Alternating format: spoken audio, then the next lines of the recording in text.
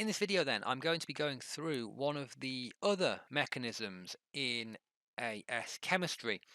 So there are three in total: there's electrophilic addition, nucleophilic substitution, and the final one is radical substitution. Now, this isn't a mechanism in the strictest sense of the word, as there are no curly arrows, but it is still a mechanism that proceeds by a number of steps, and you do need to be aware of them and how to do them. So we'll dive right in. We're going to do one question on this, because again, as I'll explain as we're going through this, they're always the same.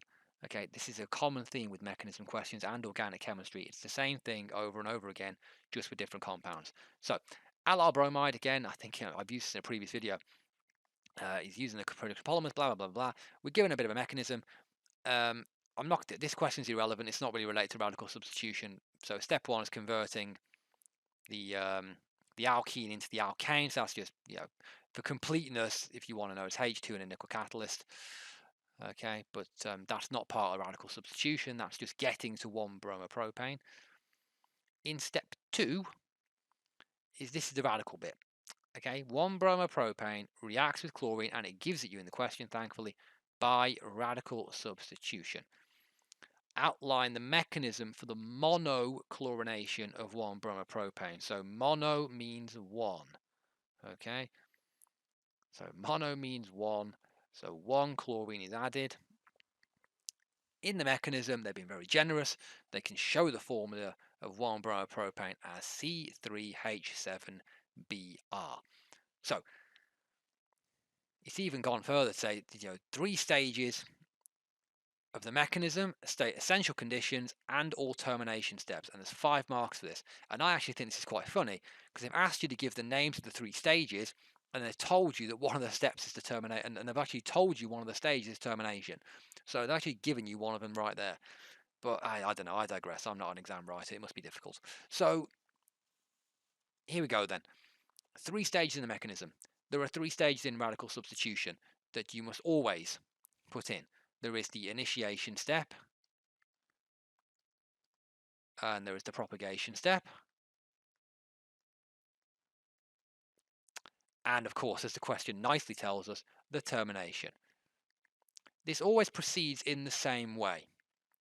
Okay, so let's be clear on this. Radical substitution can be complicated, and they can make it complicated, but in reality, that's only because the formulas will be complicated. The actual way you do this is the same every time. So let's start with initiation. Let's put a capital I for initiation. I don't want to write it all out again. Initiation is very straightforward. It's always the same thing. We're doing it with chlorine. Okay, we're replacing it with chlorine. It tells you in the question, you've got a big Cl2 right up here. So the initiation step is always the formation of the radical from the reagent. So Cl2 is going to react and form 2 Cl radicals with an unpaired electron. So in terms of mechanism, okay, if you imagine Cl is bonded to Cl, you've got a half arrow going one way, a half arrow going the other. One electron goes to each, and you end up with a radical, a single electron on each chlorine. You don't need to do that mechanism, by the way. It's just to highlight why it happens and how it happens. And the only things you need here, okay, where it says state the essential conditions, you must put UV light. Okay, UV light does this, and it turns your chlorine into radicals. Now, the propagation step is always in 2 stages. Okay, it's always 2 stages, and thankfully the stages always work the same way. So the first thing you have to react is bromopropane. Okay, so it says at the top here, we're using bromopropane as a starting product, C3H7Br, so we'll go and do it as they've told us to. So C3H7Br, it's going to react with a chlorine radical. Okay, and it's not going to add chlorine straight away. Okay, it's actually going to do something a bit different, and this is always the first step of the propagation. It's always the first step. The chlorine is going to, basically react with and attach to one of the carbons. Okay, well, it's not going to attach to the carbon. It's going to react and try and kick off a hydrogen. And what it's going to do, the chlorine is going to basically before it can get to the carbon, okay, it wants to get to the carbon, but before it can get there, it has to get rid of a hydrogen. Or it has to get rid of something blocking its way. Now, the bromine is there. It could always get rid of the bromine. It's not going to, but, it's going to get rid of a hydrogen. Because if you draw out the structure, all the carbons have got all their bonds. So there's not really a lot to be done here. So again, you do not have to do this, by the way. I'm just going to show you conceptually what's going on. I'm not going to draw everything down, but let's just pretend we've got all our hydrogens here. 1, 2, 3, 4, 5, 6, 7. There you go. This is the molecule C3H7Br. The chlorine radical is here somewhere. It wants to get to the carbon to bond into it. It can't. So what it does instead is it takes the hydrogen, and the hydrogen then breaks its bond, and the carbon ends up with an electron. Okay, it's not a mechanism you need to know, but this is what's happening. The chlorine is just going to get rid of whatever it can find. So it's going to get rid of the hydrogen first. It can't bond straight away. It's not able to. So what that does is it takes away a hydrogen and it produces HCl. So you get HCl as the first product. And your other product is simply C3H6Br. You've lost one of those hydrogens, but now because you've lost one, you formed it as a radical. Okay, the hydrogen bonds to the chlorine. The bond between carbon and hydrogen breaks homolytically. So carbon receives one electron, hydrogen receives one electron, and you end up with a radical. Okay, now a bit of exam technique here, because this question doesn't ask for it, but other questions may well ask for it. They're not asking me to draw the structure. If you're asked to draw the structure, so I'll just draw it back again here. When you form this radical, okay, if you are asked to draw the structure, you need to make sure that the radical is on the correct carbon. So for example, if I wanted to bond my chlorine in the next step to the central carbon, the radical is here. Now, that may, obviously in this scenario, when I'm using molecular formula, you don't need to worry about that because you can't really show that. But let's say we're using structural formula. If I was doing a CH3, I'd have to do C radical H CH2Br.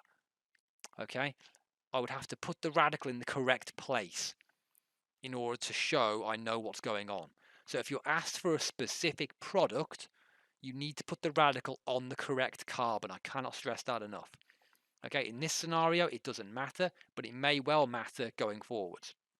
Right, that being said then, second propagation step. Okay, it's always the same, or same sort of method. You take the radical from the first propagation step, so C3H6Br, and now we're going to react it with a chlorine molecule. Okay, so not all the chlorine in this first step gets turned into radicals. So we react with a chlorine molecule. This time the chlorine molecule breaks. One of the chlorines attaches to my carbon, which produces C3H6Clbr. And because only one chlorine attaches, I get a chlorine radical.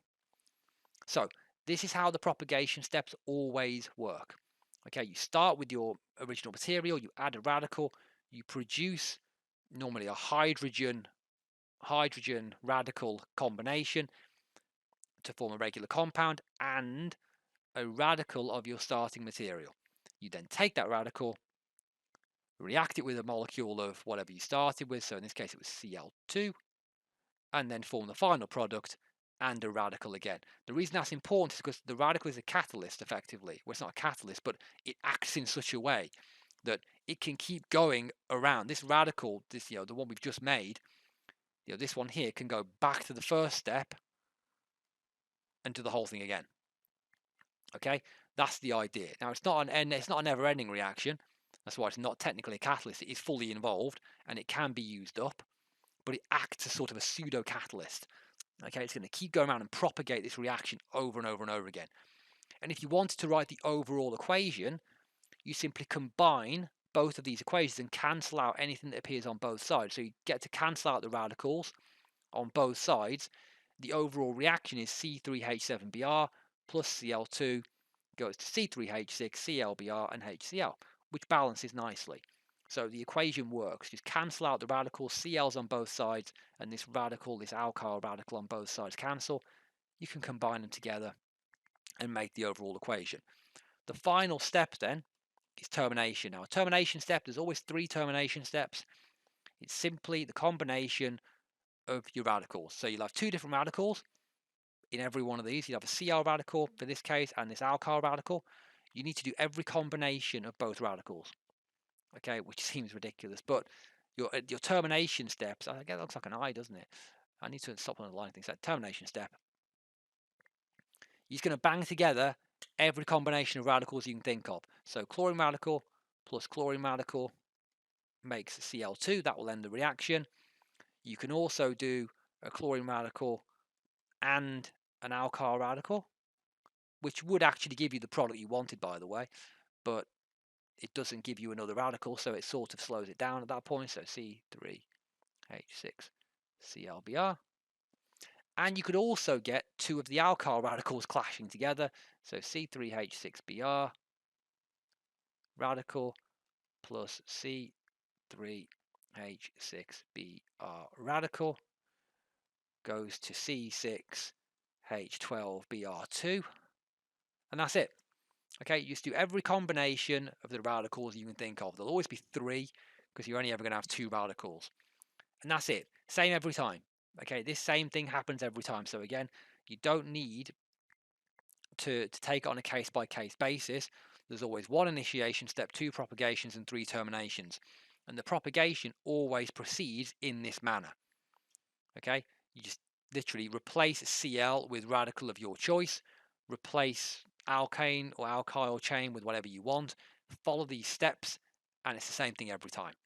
So again, you can memorize this, and you can, learn how to construct these without actually doing much understanding. Again, I would prefer you to understand it, but just be aware these are always the same in terms of how you answer them. A very common second question here is that radical substitution produces a mixture of organic products. They'll want to know why. So you get a mixture of products for 2 reasons. Okay, first reason is because in this case the chlorine can substitute at multiple positions. There's nothing stopping it from substituting at the first carbon, the second carbon, or the third carbon, and you can't choose which one. So you could get 1 chloro, 2 chloro, etc. The second one, you could also get multiple substitutions. Now I understand in this question it says they want a single chlorine. They said that to make the mechanism easy and to make the radical mechanism fit what they want. Once you've done the first one, let's go back here. Once you've made your product here, there's absolutely nothing stopping this product reacting with another radical and forming a second radical and forming, and adding an extra chlorine on. You could add 2 chlorines, 3 chlorines, 4 chlorines. There's nothing stopping you, and there's nothing to stop that from happening. It's less likely due to collision theory, but there will be some double substitution and maybe some triple or quadruple substituted versions of this in your reaction mixture. There's always 2 reasons, and they're always the same reasons as well. So again, these can just be learned. There are 2 reasons why radical substitution gives you a mixture of products. These are the reasons. You can just learn them. So I'm not going to go through any more radical questions because you'll find they are very much all the same. Okay, so again, my advice is work through these sorts of questions, spot the similarities, memorize the bits that you can, okay, in terms of why it produces more products and how to put together the steps. Again, initiation and termination are very easy to remember how to do. Initiation always looks like this. Termination is always the 3 variations of your 2 radicals. The propagation is harder, but always proceeds in the same manner. So again, it's very easily learned, okay, and that's it. Okay, so it is, it's very much a case of you can just learn this off by heart, and once you get good at these, you'll never get them wrong.